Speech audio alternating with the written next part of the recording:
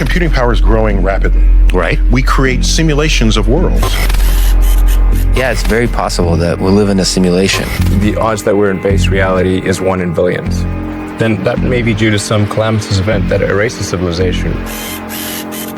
Imagine a day where you can simulate a world so perfectly, so well, that you can recreate every single neurosynaptic thought you could have. Or somebody else creates an AGI system to ask her one question.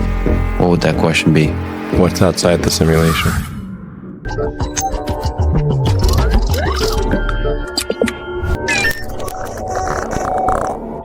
कल रात हुई इस एक घटना ने मेरे पूरे जीवन पर सवाल उठा दिया। कल रात के ठीक 7 बजे मैं शादी के वेन्यू पे पहुंचता हूं। पहुंचते ही मैं अपने रिलेटिव्स का अवॉइड करके एक चेयर पे जाके बैठ जाता हूं। एक आर्मी सोल्जर मेरे साइड में आके बैठता है और मुझसे रैंडमली बातें करने लगता है। इस टाइम तक सब कुछ सही चल ही रहा था और फिर वो आर्मी सोल्जर कुछ ऐसा बोलता है जिससे मेरे दिमाग में एक चीज हिट होती है कि इस इंसान से तो मैं पहले भी मिल चुका हूँ, ये कन्वर्सेशन तो पहले भी हो चुकी है। मुझे ये जो सब कुछ फील हो रहा है, ऐसा लगने लगता है कि ये सब कुछ रिपीट हो रहा है। कल रात हुई इस एक घटना ने मुझे ये सवाल करने पर मजबूर कर दिया है कि क्या सही में हमारी दुनिया रियल है या कोई सिमुलेशन।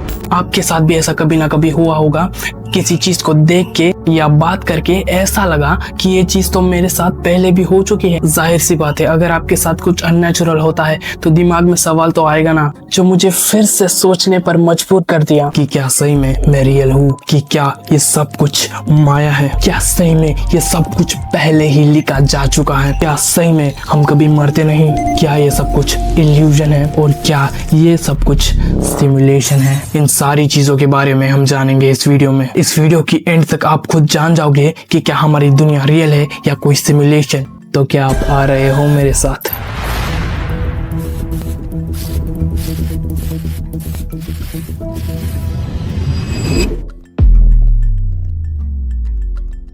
ऐसे ही एजुकेशनल वीडियोस आप तक डिलीवर करने के लिए बहुत ही ज्यादा मेहनत लगती है। मैं ये नहीं कह रहा हूँ कि आप सब्सक्राइब करो, क्योंकि मुझे ये लग रहा है कि आपको ऐसे कंटेंट में कोई इंटरेस्ट नहीं है, और अगर है तो सब्सक्राइब, उसके बाद आपकी मर्जी। लेकिन सिमुलेशन को समझने से पहले हम कुछ ऐसे फिनोमेना देखेंगे जो कि हमारी दुनिया को सिमुलेशन होने का प्रूफ देता है। हम सिमुलेशन में होने वाले ग्लिचेस के बारे में बात करेंगे, यानी glitch in the matrix. Simulation और मैट्रिक्स ये 2 शब्द याद रखना, इसके बारे में हम आगे बात करेंगे। आपने कभी ना कभी तो पोकेमॉन देखा होगा। अब आप मुझे ये बताओ कि इसमें से रियल वाला पिकाचू कौन सा है। आप में से मैक्सिमम लोग बोलोगे कि ये वाला पिकाचू रियल है, लेकिन मैं आपको बताना चाहूंगा कि पिकाचू की पूंछ पे कभी ब्लैक मार्क था ही नहीं। और अगर आप चॉकलेट लवर हो तो कभी ना कभी तो किटकैट खाई होगी। अब आप ये बताओ कि इनमें से रियल किटकैट का लोगो कौन सा है, डैश वाला या बिना डैश वाला।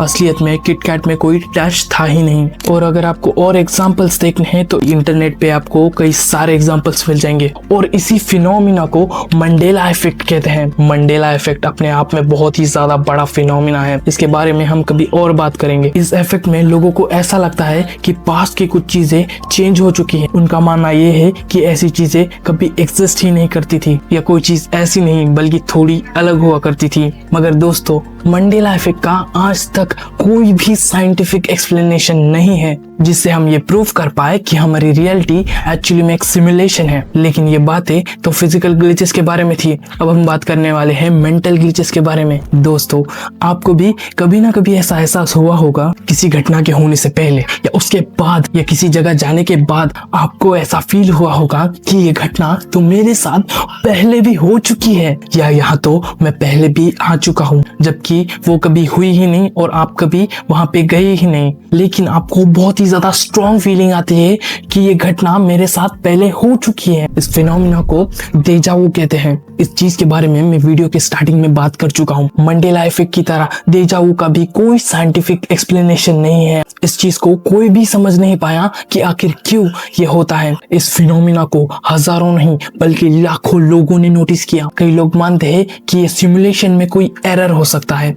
सिमुलेशन यानी माया का जिक्र पुरातनों में ब्रह्म से लेकर वर्तमान में सिमुलेशन तक, हिंदुइज्म से लेकर मॉडर्न साइंस तक। हिंदुइज्म में ब्रह्मा का मतलब ही है माया, माया यानी सिमुलेशन, हिंदुइज्म में ये पूरा यूनिवर्स एक सपना है ब्रह्मा जी का, और हम सब उनके सपने में चलने वाली अनंत प्रक्रिया। सिंपल भाषा में बोलूं तो सारे युग, सतयुग, त्रेता युग, द्वापर युग और कलयुग, ये सिमुलेशन के अलग अलग वर्जन्स है। और कैसे कोई भी सॉफ्टवेयर एक टाइम के बाद अपडेट या एक्सपायर हो जाता है, जिसकी वजह से उस सॉफ्टवेयर को अपडेट या रीसेट करना पड़ता है, वैसे ही ये सारे युग कलयुग की एंड तक आके रीसेट हो जाते हैं, बिल्कुल किसी सॉफ्टवेयर की तरह। सिमुलेशन यानी एक ऐसी दुनिया जो असली दुनिया की एक तरीके से वर्चुअल कॉपी होती है, जहाँ लोग अपनी अपनी जिंदगी जीते हैं, बिल्कुल किसी गेम की तरह। सिमुलेशन को एक मूवी अच्छे से डिफाइन करती है 1999 की द मैट्रिक्स, जिसमें मेन कैरेक्टर नियो को पता चलता है कि उनकी दुनिया एक्चुअली में एक सिमुलेटेड रियलिटी है। द मैट्रिक्स काफी हद तक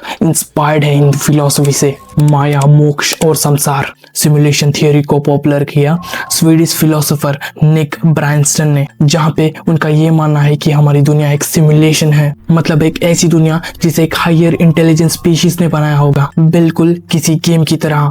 लेकिन अगले एक्सपेरिमेंट ने ये प्रूफ कर दिया कि हम कुछ हद तक सिमुलेशन में रहते हैं, और ये एक्सपेरिमेंट टोटली साइंटिफिक और फैक्चुअल है। लेकिन कुछ साइंटिस्ट और रिसर्चर्स ऐसे थे जो इस कॉन्सेप्ट को अपने दिमाग में रखकर इसे मैथमेटिकली प्रूव करने में लग गए, छोटे लेवल पर और पुख्ता सबूतों के साथ। इसे समझने के लिए क्वांटम फिजिक्स ने एंट्री मारी, और क्वांटम फिजिक्स ने एक तरीके से प्रूव कर दिया कि हम सिमुलेशन में रहते हैं। डबल स्लिट एक्सपेरिमेंट बहुत ही ज्यादा इंटरेस्टिंग है। अगर आप फोटॉन्स को इन दो स्लिट्स में से पास करोगे तो कुछ ऐसा पैटर्न दिखना चाहिए, राइट? क्योंकि फोटॉन्स पार्टिकल्स है, और पार्टिकल्स कभी भी वेव की तरह इंटरफेरेंस पैटर्न नहीं बनाते, लेकिन सरप्राइजिंगली उन फोटॉन्स ने इंटरफेरेंस पैटर्न बनाया। लेकिन अगर आप उन दो स्लिट्स के आगे दो डिटेक्टर लगा दोगे जो उन पार्टिकल्स को डिटेक्ट करेगा, तो सरप्राइजिंगली ये इंटरफेरेंस पैटर्न कोलैप्स होगा, और फोटोन किसी वेव की तरह नहीं बल्कि एक पार्टिकल की तरह बिहेव करने लगेगा और कुछ ऐसा पैटर्न बनाएगा। जब मैं ये चीज पढ़ रहा था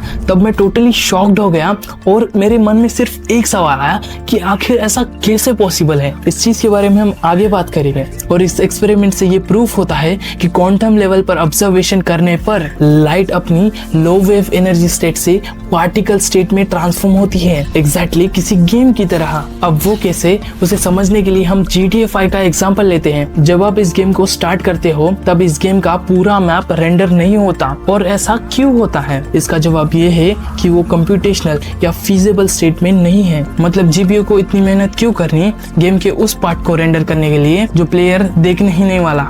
और अगर आप गलती से पूरे गेम को रेंडर करना चाहो तो आपका GPU जिससे उसकी लिमिट सेट होती है, और उतना ही पार्ट रेंडर होता है जितना आपकी कंप्यूटर स्क्रीन पे विजिबल हो। जैसे जैसे प्लेयर अनरेंडर्ड पार्ट की तरफ बढ़ते जाता है, वैसे ही विद इन मिली माइक्रोसेकेंड वो पार्ट रेंडर हो जाता है। और इसी चीज से हमें एक और चीज पता चलती है कि कंप्यूटर्स की एक सेट ऑफ स्पीड होती है, और ऐसे ही हमारी यूनिवर्स की एक सेट ऑफ स्पीड है जिसे हम स्पीड ऑफ लाइट कहते हैं। और क्या इसका मतलब हमारा यूनिवर्स एक कंप्यूटर है और उसमें चलने वाली चीजें प्रोजेक्टेड सिमुलेशन है? लेकिन सच कुछ और है। अगर हम मैथमेटिकली भी देखें तो सिर्फ एक क्वांटम पार्टिकल को स्पिन करने के लिए हमें 50 GB रैम लगेगा, और कुछ हजार स्पिन करने के लिए इतनी मेमोरी लगेगी जितना हमारे यूनिवर्स में एटम्स नहीं है। यानी क्वांटम लेवल पर एक एटम को स्पिन करना नेक्स्ट टू इम्पॉसिबल है। और कोई सिविलाइजेशन इतनी ज्यादा एडवांस होगी तो उन्हें कई सालों तक सरवाइव करना होगा उतनी ज्यादा एडवांसमेंट अचीव करने के लिए। लेकिन इतने टाइम तक कोई एडवांस सिविलाइजेशन एग्जिस्ट ही नहीं कर सकती, क्योंकि वो सिविलाइजेशन